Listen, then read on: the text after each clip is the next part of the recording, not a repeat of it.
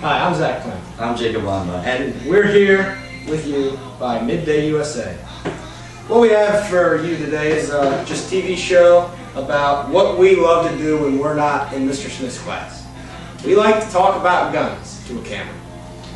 Alright, we're doing a history of guns on this episode, so let's start way back in 1232 with the Chinese, Jake.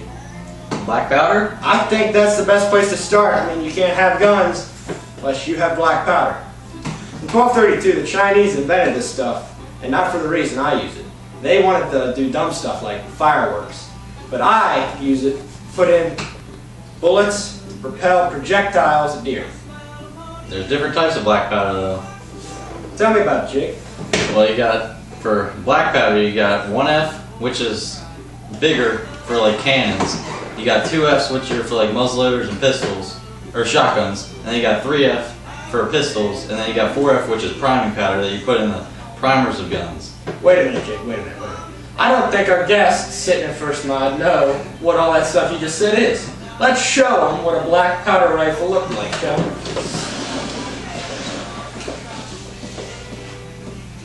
Right here is what I have in my hands. Is a hat.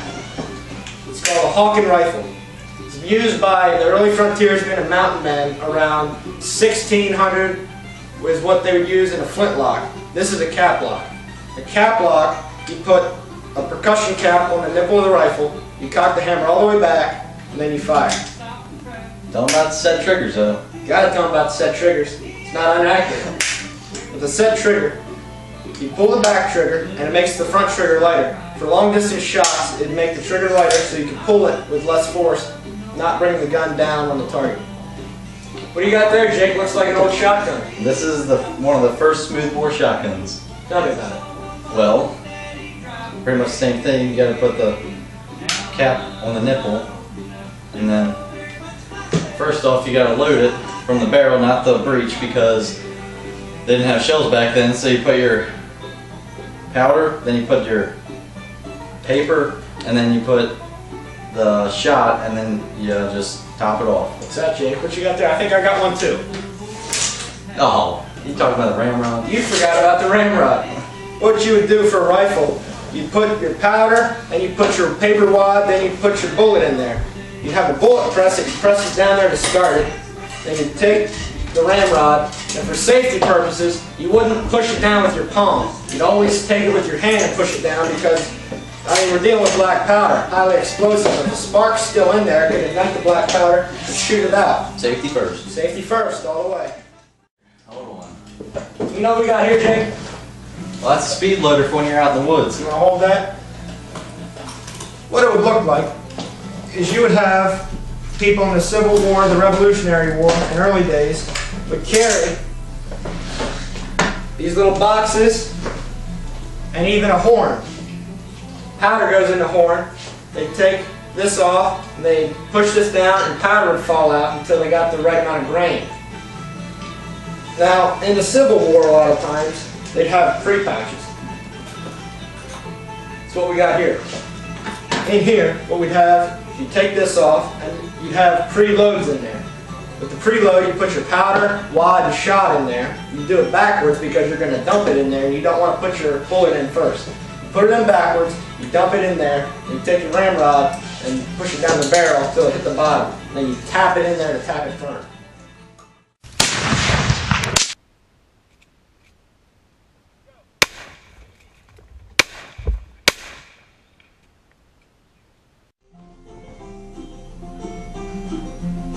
And we're back with Midday USA, and here with our special guest, Austin Leinbach, to talk to us a little bit about pistols. Austin? Well, I know you just got to talk about muzzleloaders, but the main thing, the biggest thing I see that you missed was the muzzleloading pistol. I think we did miss that. Why don't you tell us a little bit about it? Well, there was two main types of pistols, and I guess that'd be the trapping pistol I think I got and it. the new inline hunting pistol that are now recent. You mean like this one? Yes. See, the trapping pistol was used by the mountain men in the late 17 to mid 1800s before they came out with revolving pistols. This was used by the mountain men and frontiersmen during westward expansion. Daniel Boone, Davy Crockett, Jim Bridger, they would all have a pistol like this as a sidearm along with their muzzle-loading rifle. See, the muzzleloader, as we said before, only has one shot, and in the mountains, sometimes you need that extra shot. So you would use this same as you use the rifle, load it the same exact way, and you'd fire. But it was got to be a hassle because you only got one shot, and reload time was real slow. Well, this is the inline muzzleloading pistol.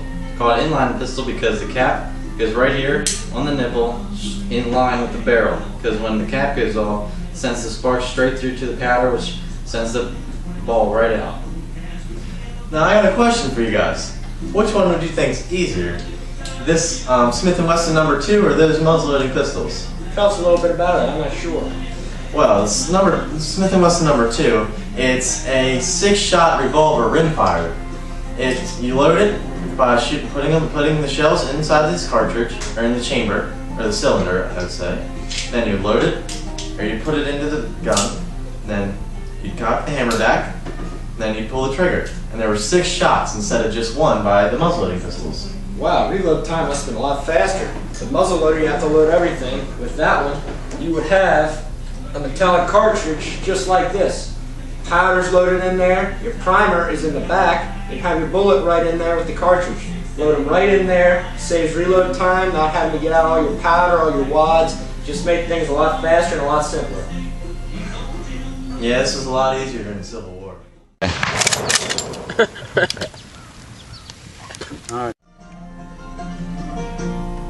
Welcome back in Midday USA. Well, it was really fun out there shooting those muzzleloading pistols in that rimfire. Yeah, it sure is a lot of difference between rimfire and the old muzzleloaders. Yeah, the biggest difference I noticed between the rimfire, or the hardest thing to do with the rimfire, is you're wasting a lot of brass and you can't really reload with any of it. So most of the money's just going away. Well, they came out with a solution in the late 1860s. What they did, instead of having the rimfire, they came out with the first centerfire cartridges for revolvers. In the centerfire, you have a primer in the center of the brass. You can reload the primers, put in new powder, put in a new bullet, put them in from the front, load it. You got brand new brass that you can reload instead of buying a whole new box of bullets. What you got over there, Jake? Looks like you got is that a double action 44 Magnum? You're talking about this big guy, aren't you? I'm talking about that big hoss over there. Well, this thing used nowadays for like bear hunting and stuff like that. But instead of just having the single action like Zach's over there, where you have to pull a trigger and it goes back, maybe it's this way, like that, and pull the trigger. This you can do either one. You can pull it back by hand and shoot it, or pull the trigger and it goes back. Well, they sure did come up with a lot of new innovations for the handguns. Yeah, they did. Well, speaking of the first centerfire cartridges, this bad boy right here was used in the Civil War. Breech action loaded, one of the first centerfire rifles used. Breech action loaded.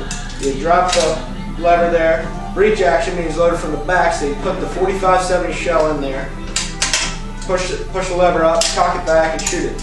A lot of the old buffalo hunters would use these rifles because of the knockdown power and just sheer weight of the gun. You could beat it up a lot, and it took a lot of beating. This particular rifle right here is the 45-70 Gov, used by the cavalry because of its carbon model. Saddle ring here to put in the saddle scabbards, so when they're riding around in the desert, the gun didn't fall out of the rifle scabbard. Now, Zach, that's a pretty good, cool gun over there, but I think Mr. Winchester came out with something that top that. And 94 repeater there. This is a Winchester Model 94. It holds 5 in the tube and then 1 in the chamber. The reason they came out with this is because it's much faster. You can reload, and the load, you just put it right through here, and it holds 5 down there. That would be a lot faster than working the action and putting one shot in there, closing it, and then firing. You got 6 shots in there. Well, that was a pretty cool gun, Jay, but most people over in Europe, they weren't as fortunate. They weren't only allowed to have one gun. So they came up with a new invention called the drone, which is 3 barrels. So here's one right here. This one has 2 12-gauge barrels on top and 1 30-30 barrel underneath. So that's just like this. Kind of. But for this, it was able to hunt small and big game animals. See, with that, in the United States, we were allowed to have several guns. And with several guns means you kill several different species of animals. This would help you kill more animals with just one gun. So they were just hunting for food over there. That's why they put 3 barrels together, so they kind of just morphed one gun, two guns into one to make the drill. Yeah. Speaking of Europe there, Austin, back near World War I, they came out with the Sturgeon Company. A recoil-operated shotgun. So you load your shell in here, close it, and then load 3 underneath in here. When you shoot, this would come back, you'd come back with it, and then you go back forward, ready to shoot another one. Well, in the U.S. gig, we had gas-operated rifles. What you would do with this, you'd pull the rod out, you'd load the shells right into there, push the rod back in, turn it to lock it, and fire. Gas-operated means the gas from the firing of the rifle would bring back the action and throw another bullet up into the chamber and we were ready to shoot. So, not easier than a recoil action. They're almost the same thing then. Well, kinda. Just the recoiling and gas. Basically, yeah. I gotcha. With the semi-auto came the semi-auto pistol. This was a French 32. Earlier we had a Smith & Wesson 32 rimfire. This is actually a centerfire, which is now more reliable and you can reload the shells, which would save brass. 45 Colt. Don't try this at home.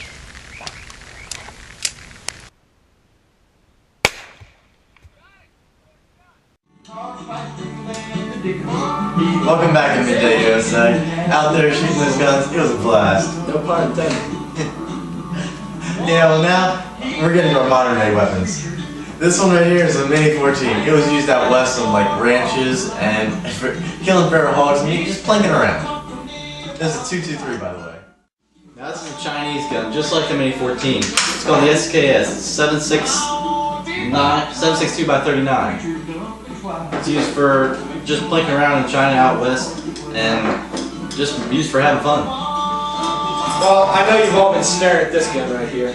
This is what is the modern day use in military. It's called the AR-15. 223. Load the ammo into the clip, put the clip in, bolt back, throw it forward. This is what you see a lot of law enforcement use. Military uses something like this. It's called the M16. This is a semi-automatic version. Also, it's also used as a hunting rifle to shoot groundhogs. You see a lot of the professional fur takers on the Outdoor Channel go out and use these as coyote rifles because of the quick firing action and because of it's a light load, you're not going to mess up the fur when you shoot a coyote. Man, they are so reliable. I bet you we could cause some real explosions with these three. I bet you we could. Let's get So try it. Thank you for coming to Midday USA. We're going to blow something up. So really, this is perfectly safe. 100 yards away, almost. Don't show them the thing. Ear and eye protection. Obviously. 223 or higher caliber round. These are all good. There's adult supervision.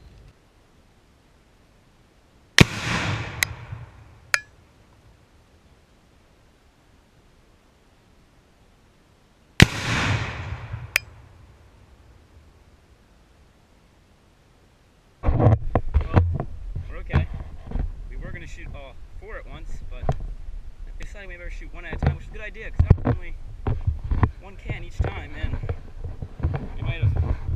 That's a pretty big boom. And we got pieces out there, got pieces out here, and we're gonna stop now because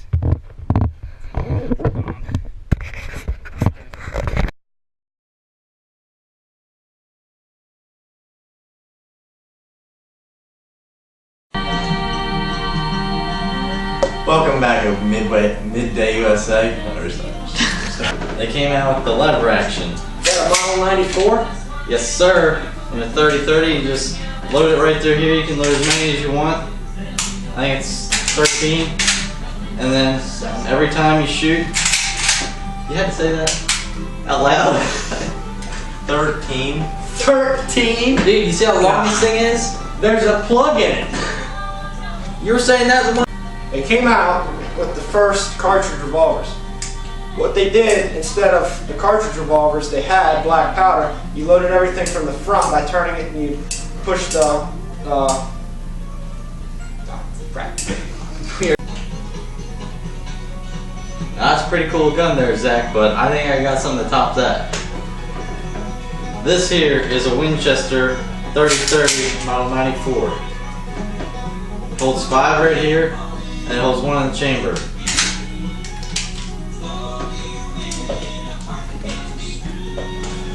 Oh, you ruined that one out. Well, now we're back to our modern day weapons. Right here, I have the Mini 14. It is mostly used out west for on ranches, I guess. They're to shoot like feral hogs, maybe horses if they have to put them down.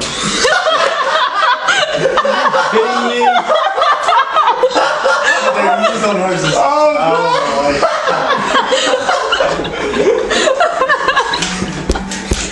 You didn't say you used to kill horses. That's an extra. We're keeping that. We're keeping it. Now the Chinese, they had a weapon just like the Mini 14 used for shooting horses. Okay, now we're back with the Chinese weapon. This is probably the best idea I've had all day. We're in Pennsylvania, by the way.